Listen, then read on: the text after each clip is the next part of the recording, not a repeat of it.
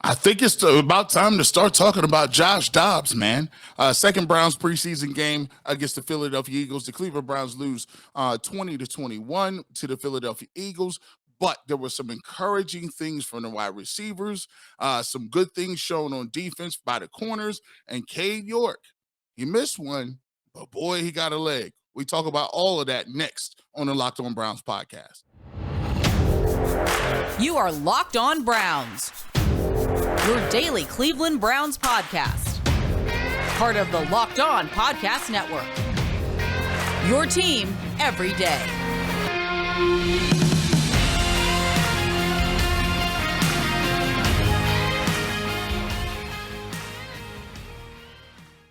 Welcome back, my friends, to the show that never ends, your daily delivery of all things Dog Pound, LGB on the LOB, the Locked On Browns podcast, brought to you by the Locked On Podcast Network. Your team every day. Brownies post-game show, 21-20 losers today at home to the Philadelphia Eagles. And yes, you'd always like to win every game you play, but there's always ways to find positives in the preseason. And I was nervous this morning, I'm not going to lie, the way the weather was looking. And Garrett and I talked about this the other day, why the joint practices are so important, because you want to try to get yourself a game-type atmosphere in case, God forbid, something happens. The game doesn't go your way. Weather could be a factor, but it actually turned out to be a decent enough day where some good work was put in. Today's episode of Locked On Browns is, of course, brought to you by Bet Online. Today's episode, of course, and with Bet Online, they have you covered. This season, with more props, odds, and lines than ever before. Bet Online, where the game starts. As we were saying, your host, of course, Jeff Lloyd, at Jeff_LJ_Lloyd, Garrett Bush at GBush91, Ultimate Cleveland Sports Show. Hope you caught that post-game show. Of course, Garrett, 92.3 The Fans, The Barbershop, Saturday morning, and many other appearances where you can find Garrett over there at The Fan. Yes, the Browns lost today, 21-20, but there were some positives. And, the Browns, everybody knew they were going into this without playing starters. So, obviously it limited the roster. And as Garrett so eloquently mentioned in the beginning, look, we've mentioned several times here over the past months, this team is one snap away from Josh Dobbs and now Josh Rosen being quarterback of that team. But Josh Dobbs, maybe that narrative needs to change a little bit. What you saw today is a guy who's, I don't want to say thriving within the system. He's comfortable within the system. And now keep in mind, we haven't seen him play with the Browns' top offensive line. We have not seen him play with the top Browns running backs. You've seen the athleticism with Josh Dobbs. And look, we as Browns fans have not seen this in a long, long time. Having a quarterback that can make a legitimate difference with his legs.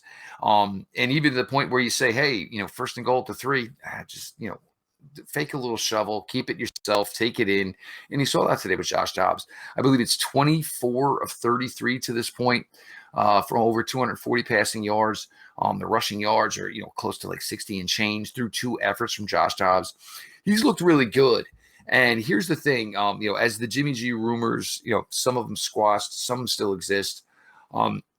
If Jimmy Garoppolo is going to be an option for this team, if you got to wait till Labor Day weekend, how long is it going to take him to be acclimated to actually play for this team? You think even if he were brought in prior to week 1, he'd probably still be inactive for week 1. And with Jacoby Brissett, as we say, he's the one, but who's after him? I'm starting to feel, and maybe my apologies, I would say, Garrett, to Josh Dobbs is I'm starting to feel a little more confident. And, he's not played with the best of the best receivers yet. Today, he got to play with Bell. He got to play with Anthony Schwartz. So he saw some things there. Certainly different players from Amari Cooper and Donovan Peoples-Jones, and certainly David Njoku. But he's done really, really well. And at what first felt like when the Browns signed him, maybe it was like a buddy signing because he trains with the same quarterback coach that Deshaun Watson does. But Josh Dobbs has gone out there and he showed really well these first 2 weeks for the Browns. And I'm not saying for me, everybody knows I would bring in Jimmy G. He's, on paper for me, he's the best quarterback of this current Browns room. But, Josh Dobbs is, certainly somebody who's gone out there, put in the effort, put in the work, and you're starting to see the dividends from it within his play. Yeah, I think it's time we start talking about that. And I think a lot of times this is a good thing about preseason, and it's a good thing about sports in general. A lot of times we write people off. A lot of times we go by what the statistics say, we go by what historical data and patterns have been in the traditional play of a certain person. But one thing that you can't take away from somebody, and that's why preseason games are important to a certain extent, is guys get out there, have an opportunity to show what they can do, show that they should be able to keep a job or earn a job. And right now, Josh Dobbs has earned that job to me. Right now, he's a guy that I think that they're comfortable with. Um, to me, his showing the last couple of games being versatile, able to use his leg, able to be improvise and to make throws and to connect on some of the throws. I think he warrants the ability, and I think the Browns are sitting back, kind of being said, telling everybody else in the community, "We told you we like Josh Dobbs. We told you that we like Jacoby Brissett." And they have to obviously like Jacoby Brissett because he's getting the starters treatment. He getting that veterans treatment where you're a 4-time, 5-time All Pro. You done had an MVP under your belt, and so it's preseason. You really just got the clipboard with the towel around your neck, pointing at young guys, getting them together, laughing and slapping high fives, because that's all he's doing right now. It don't look like he's going to play, but in terms of what Dobbs is doing, I thought that was the most pleasant surprise, and I think he was obviously to me was the best player out there today. It just looked like, and you can always tell this too. And this is a thing that happens because I played offensive line. My brother played offensive line in college, and being a defensive lineman, I understand this concept. A lot of times we believe that the offensive line makes the quarterback look better. That's not necessarily true. There's a lot of times what it is the quarterbacks makes random, regular offensive linemen look good. That's why I always tell people, if you got a good quarterback, he could be out there with 2s and 3s, and they would look much better. And the reason they're going to look much better is because he's going to always get them in the right play. He's always going to get rid of the ball on time. He's always going to make the right read. He's always going to call the right audible. All right. He's not going to put his team in 3rd and 15 by taking a 10-yard sack when it was 2nd and 5. 2nd and 5, you don't take a 10-yard sack to put your team behind the chains. And so when you have competent quarterback play, what it does, it helps everybody up front, and it helps them be able to keep their blocks, sustain their blocks, and know that, hey, I got a nice guy over top of me. I got a Aaron Donald. I got a Miles Garrett on the other side of me. You take comfort in the fact to say, I only got about 3 seconds on this anyway. So I would appreciate you if you get rid of the ball. And good quarterbacks do that. So I think Josh Dobbs made the offensive line look better today. I think he helped the running game. And overall, in general, I've been impressed just honestly what he's been able to do. Well, and for me, one thing I remember, and it was funny because when I was in college, one of our best wide receivers that I played with at times with a 4th and 5th string quarterback. And he was just that athletic. And he would literally tell the left tackle, if you're going to get beat on the inside. Give me the outside to work with. Like, whatever you do, let him come through the inside. You let him come through the outside, then I got to step up. And that's where all the mismatch, all the trash is. And now I got to navigate if you're going to get beat on the inside. And if anything, scream, yell that you're getting beat on the inside. So I know basically I just spin move, and either I'm looking for somebody or I'm looking for open grass. A couple other things today that were impressive. And I'm not ready to crown anybody yet in this respect, Garrett. But David Bell, Anthony Schwartz, we know what these guys need to do. And look, they are wide receiver 3 and wide receiver 4. And look, it's not like, hey, you got to catch 50, 60 passes. But when your number's called, you got to get it done. David Bell today, 1, obviously, but 3 for almost 50 yards. That's kind of what you were expecting with David Bell. And this is kind of what we heard from the spring. And this is what we certainly heard from the staff when they drafted him. Anthony Schwartz, the key is keep stacking together some positives. And today there were some positives. And for Anthony, look, his role's not going to be huge. His production's not going to be huge. But when you're on the field, most likely you're going to run a vertical route. You're going to make life easier for Maury, David Njoku, Donovan Peoples-Jones, most likely Kareem Hunt running pass patterns out of the backfield. And every now and then you're going to eviscerate some people with your deep speed. and we're going to toss it to you. So we hope we catch it, son. So getting 2 catches today for him. David Bell, 3, big. One other one is Nakia Griffin-Stewart. It was kind of a quiet signing. But his second week in a row. Last week, he was one of John Costco's favorites. Mostly, John's going to be with us tomorrow, on our next episode as far as going through, player grades from today. Sat together another great game today. I mean, for me, we know Harrison Bryant and David Njoku are part of this team. We're no doubt about it. Maybe they keep 4 tight ends. I don't know. But as far as tight end 3, Nakia Griffin-Stewart, I mean, it's really hard to say that this competition ain't over, like you do the old scenes when filming or whatever. This looks over. This guy really looks like he's put a stranglehold in this position, and he's ready to contribute if the Browns need him to contribute. I like what I saw. Like what I continue to see from him. One of the things is you catching the football. Catching the football and making the most of it as opportunities. That's one thing that you're going to understand when you're talking about, fighting for position. And I think this third tight end position is open. And I think the Browns would be, I was always between whether or not they're going to keep a fullback or they can keep a tight end, because both of those positions kind of you can use them as far as like cross marketing. You can, fullback can go in motion, fullbacks can block, catch the football. Same thing with tight ends. Fullbacks might not be as vertical. So I look at this competition between him and Stanton. I think whoever one of those guys gets that role, they're going to be asked to accompany and do a lot of other different things. Possibly split out, possibly play tight end, possibly motion in the backfield and block. So I think those guys are interchangeable. But right now, I'm encouraged with what I'm seeing. It's kind of what we're looking for here. Guys putting some positives together. And exactly certainly what you need in this scenario. And for Nakia Griffin-Stewart, I think got a hold there. Johnny Stanton, I'm not gonna lie, I'm not really sure how that's gonna work out for our boy Johnny. And that might be a case of where maybe this team is too good, and some of the stories that we had from the past year or two just don't necessarily fit. We're gonna get to the defensive side of the ball here. Certainly some standouts there. Appreciate everybody for joining for the post-game Locked On Browns. For everybody got into First Energy today, hope you enjoyed yourself, had a blast. I know it's certainly people aren't there, and there's difficulties as far as what everybody's feeling about this team.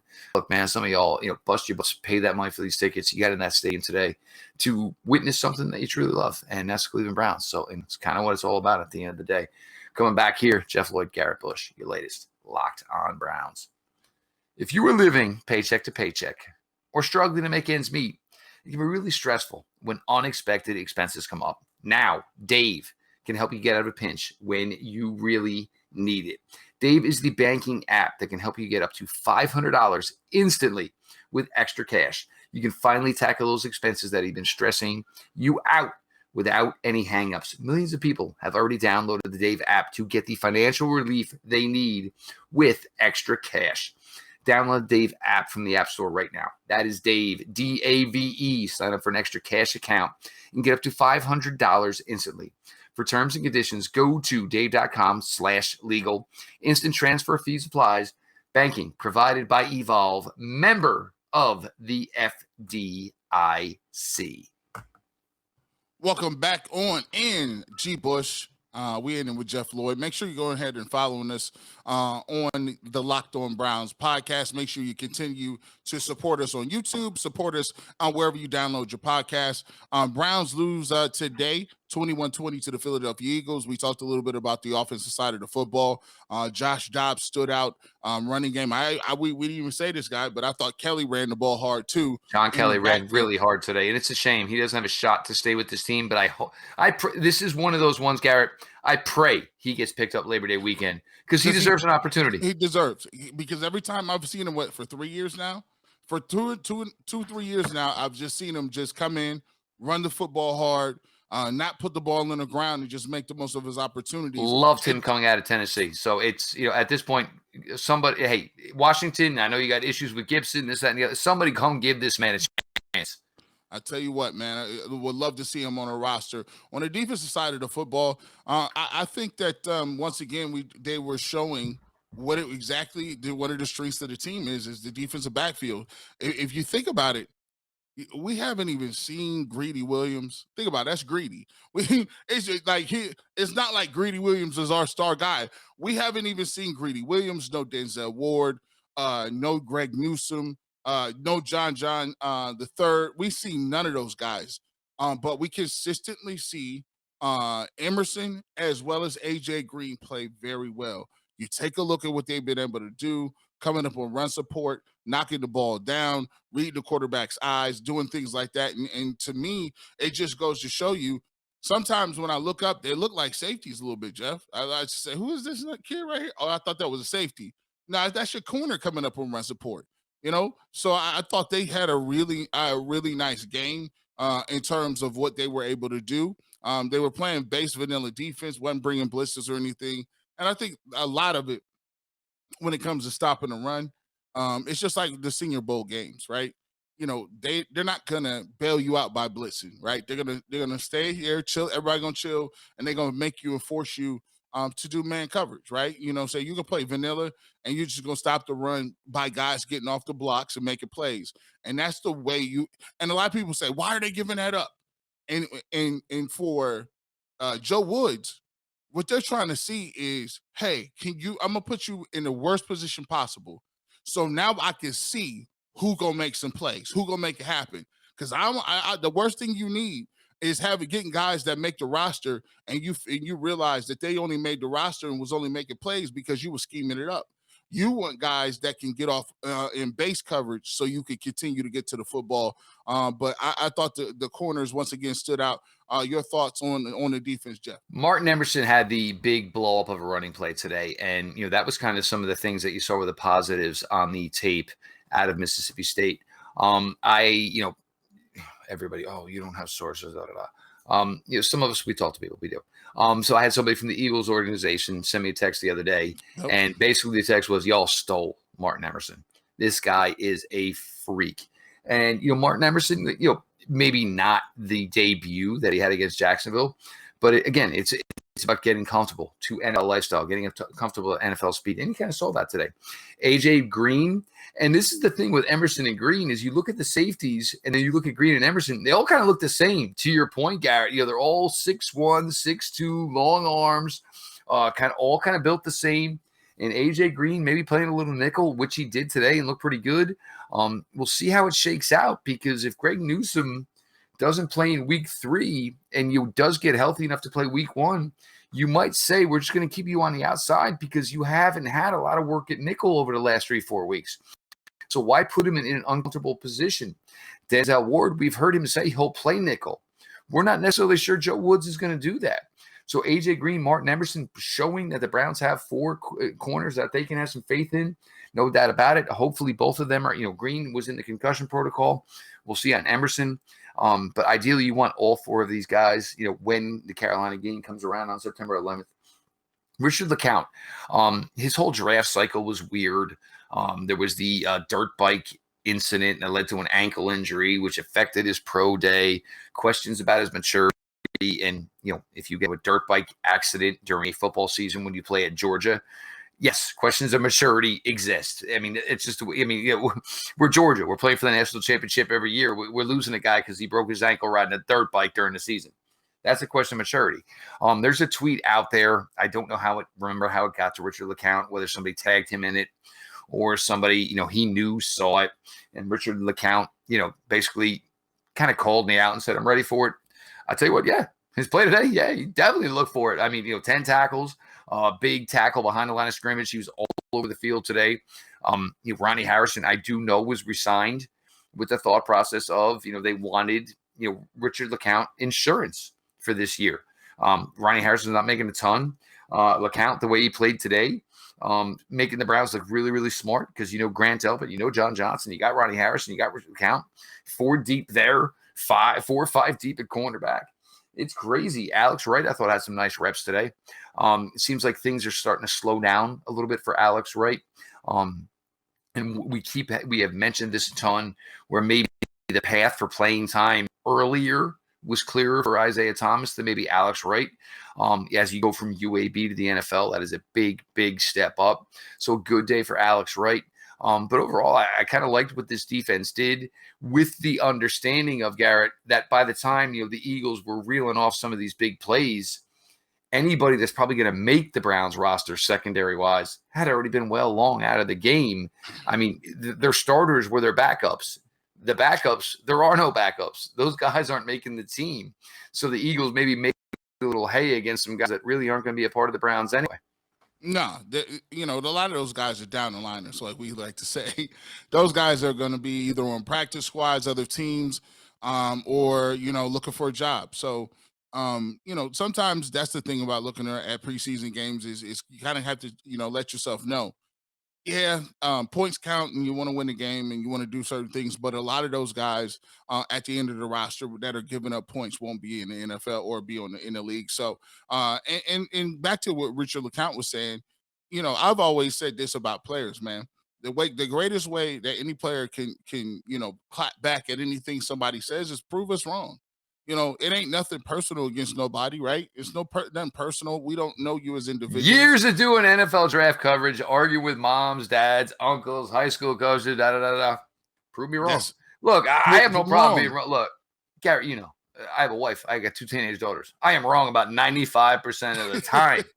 So, it doesn't bother me to be wrong. And if Richard LeCounte turns out to be a player, I got zero issues with that.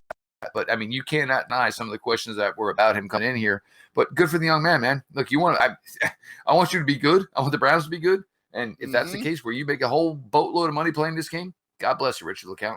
Yeah, listen, God bless you. If you come out here, it's a cool, easy way to shut everybody up, go out and ball, and I'll be the first one to congratulate you and say, yo, I was on you before, but that's the way you should be playing. Shout out to you and give you your flowers. So that's always the best approach for any player. If they want guys to, basically say shove it, go out there and ball out like you did today with the 10, 11 tackles and be all over the football field. There's a reason that freezing cold takes exists, and that account is what it is. And hey, if you ever end up over there, hey, first off, it means you're pretty good because they're not going to put any Joe Schmo over there. So, hey, Richard LeCounte, God bless you, man. Keep kicking butt, kid. Congratulations. That's what it's all about. Jeff Lloyd, Garrett Bush, appreciate you all for making Locked On Browns your first listen every single day, whether it's on your favorite podcast app or, of course, now on YouTube. BetOnline.net is the fastest and easiest way to check in on all of your betting needs. Find all your favorite sports and events at the #1 online source for odds, lines, and games. Find reviews and news of every league, including Major League Baseball, NFL, NBA, NHL, combat sports, esports, and now even golf. BetOnline continues to be the top online resource for all your sports wagering information. From live in-game betting, scores, and podcasts, they have you covered. Head to BetOnline today or use your mobile device to learn more about the action happening today. BetOnline, where the game starts. Welcome back into what I think this is the post-game show. I think this is it's just been a little bit longer. We recorded a little later, but it is still indeed the post-game show. Make sure you guys check us out tomorrow. We will be on with John Costco of Pro Football Focus. We always love getting in contact with him, dropping up some of the great content. We'll be here. He'll have some grades. He'll tell us his assessment of some of the guys on the team, and we'll get that breakdown like we did last week for the Jaguars game. So make sure, so you know when it's coming on. Make sure you subscribe, hit that notification bell, get all the updates so you can catch all of the Browns content, your team, every day. G. Bush, Jeff Lloyd. I'm going to say John Costco. You're a little early on John Costco. A little excited. I can't lie. I get excited for John, too. One thing I am excited about is people around in the Cleveland Browns organization are excited for the first time about a kicker. We just took a lot of L's in the last few years. We talk about this guy by his name as opposed to saying the kicker. First off, Cade York, that is a huge compliment to any Browns kicker that we actually mention you by name as opposed to the kicker. Kicker, right? He hit a 51-yarder, I believe, and missed a 55. But the thing that was encouraging about missing the 55 is he had a lot of leg on it. He just needs to straighten it out a little bit, right? So I think, it just goes you got a little sneak preview of, some things that you're going to see. It was inclement weather. not crazy, but it was a wet football, wet turf. It's a little sloppy, and that's just good. And today was good weather. Compared to some of the stuff you're gonna see, I was You would encouraged. sign up for today a million times over starting November 1st if you're the Heck Cleveland yeah. Browns. Like, this is Heck bad? yeah. Oh, no. We would take this a million times. This is definitely not that bad. So, Cade York, I was encouraged by what he did. Really excited to see his growth. And I'll tell you what, Jeff. I said it before. If we're gonna have the Browns win some games this year without Deshaun Watson, and it might not be up to full speed with the offense, you're gonna have to lean on special teams to get you 2 wins, defense to get you a couple wins. Maybe the running backs to get you a couple wins, and that's how you stack the wins together. And so you don't have to put it all on Jacoby Brissett. One game we can say, hey, Jacoby did his thing today. He snuck in and was very efficient, had over 300 yards, couple touchdowns, no interceptions. You can't ask for that every single game. You can't even ask for that 3, 4, 5 times a year. You can ask for that maybe once or twice. But the other guys on the team, including special teams, need to step up. And I think Cade York showed his potential today. And I think he's going to prove to be something very valuable for the Cleveland Browns. The thing about the 55-yard miss, which might be the most impressive kick of his entire summer to this point, is, number one, you want to see if this is legitimate. This is one reason you liked him out of LSU, is he had range from that deep. How does that play as opposed to Baton Rouge, Alabama, where it's always warm, it's always humid, the ball's probably going to travel a little better? Is this realistic? Is this going to travel to Cleveland? Once it gets to when the weather is an issue, yeah, the length of his game maybe will suffer a little bit. But I also equated to, in Garrett, that was a little bit of a Steph Curry. That was like 35 feet, like, hey, heat check. Like, kid, how much you got? And look, Right. It was good. The most important thing was it wasn't short. It really necessarily wasn't wide. You tipped it upright. So that still looks to be paying the dividends the Browns expected to. Which brings to a point, and Garrett, I don't want to go negative with this in any way whatsoever, because it shouldn't be one. But we talked so much about Deshaun Watson being the biggest question on this team. That question is now answered. We know the deal. We know the drill. But I think with the fact that, and it seems weird to say it, is we're going to shift it to the next guy stepping in for Deshaun Watson. The biggest question currently for the Cleveland Browns, and again, not negative anyway, is Jacoby Brissett. We have not seen any preseason reps. So it brings up a couple of questions. Are the Browns in the point where maybe they don't want a lot of Jacoby Brissett running their system out there for week 1, for week 2, as teams start to game plan for the Cleveland Browns being led by Jacoby Brissett? Is that something they're trying to do? You have to get him out there next week. He's got to take some live reps. There's no question around it. Is he going to get Amari Cooper? Is he going to get Donovan Peoples-Jones? With all that's going on, and look, there is a pecking order in Cleveland as far as Cleveland sports, and it will always be the Browns first, even though the Cleveland Guardians are currently in first place. Cleveland Cavaliers have a really nice, promising young roster, but it's crazy to say that right now the most important person in all of Cleveland sports is Jacoby Brissett. It's just crazy to say it, but this is now, again, it's not a knock, and hopefully we think we're going to get to see him next week. We'll see how it plays out. And look, the reviews from practice are very positive. They're very good as far as what he's done, and people who chart all the throws and practices, whatever, you're all slightly insane, but we appreciate you for doing it. We do. The teammates, the coaches, they all love him. They love everything about him. They seem to appreciate. He's now the main man in Cleveland sports. But again, he's currently a question because we can't go on practice. Look, you can't go on practice. There's just no way to it. If practice, if we went on practice, there'd be 275 billion people in the Hall of Fame. We got to see where Jacoby Brissett is and if he's going to be ready to go. If it's on practice, man, you'll be in the league. We'd be balling right now, Jeff. Getting our money off. Oh, we're not. No, but I mean, that's the biggest question now, Garrett, is Jacoby Brissett and what can he do for this team? And again, hopefully, knock on wood, for 11 games. I'm trying not to be super negative, right? I know it's a preseason game, and a lot of people are, just saying, "Hey, look, guys, they don't." We understand that they don't want to get their starters hurt. Jacoby Brissett, whether or not we agreed with how good he is penciled in to be the starter. And so, what we have to do is protect ourselves. We have to protect our assets. We have to protect our ability to put the best team possible on the field against the Carolina Panthers in Week 1. So I get what they're saying, but at the same time, being healthy is half the battle. Performing is a half the battle too. So, how do we know he's going to be performing up to snuff? How are we going to know and understand whether or not this is something that he can do when the line of fire? And I get he's done it in different places, but here's the thing. I need to get him and Amari Cooper on the same page. I need to get him and all of these other receivers. One thing that I saw with Josh Dobbs, and everybody has to take consideration to this, is look how good Josh Dobbs, improved from Week 1 to Week 2, right? You could tell that he's a little more comfortable. He's getting more consistent reps. And so he's going to be doing things like throwing back shoulder fades and making sure that you don't run. And one play to David Bell, he was running the zone. He was in the zone and he sat down. And instead of leading him over the middle, he kind of threw a back shoulder, sat him down a little bit in the void of the zone and protected him. He caught the football. And that goes to show you that they've been working on some of those things. They've been actually getting reps at it.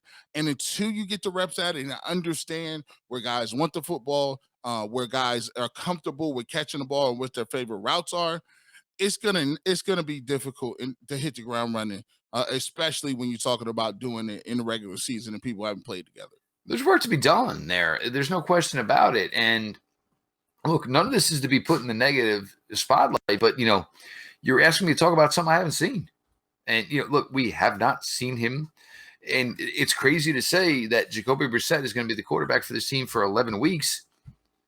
We haven't seen him take a rep for this team. We've seen Deshaun Watson take a rep for this team. We've seen Josh Dobbs. We've seen Josh Rosen.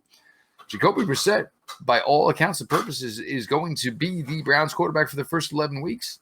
Haven't seen a live rep yet. So, I'm not saying it's going to be a problem, but it's a question because you cannot prove things that you have not seen. But again, Browns lose today, 21-20 to the Eagles. I think the Browns could have probably manipulated this in the playing time if they wanted to turn this into a victory today. So the fact they didn't win, not really that concerned.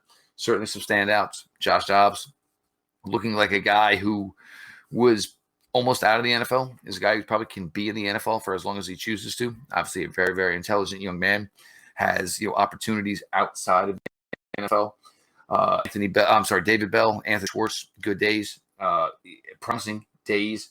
Nakia Griffin-Stewart, maybe solidifying, tight end 3. LeCounte, Wright, the DBs, Green, Newsom, certainly look good as well. Cade York, seems to be everything that the Browns thought he was going to be. And we'll see, where we're at with Jacoby Brissett, because it's certainly an important talking point. He is Garrett Bush, part of the Ultimate Cleveland Sports Show, Mondays through Friday, 11 to 1 on YouTube, of course. Post-game show also from the Ultimate Cleveland Sports Show. Make sure you're checking that out.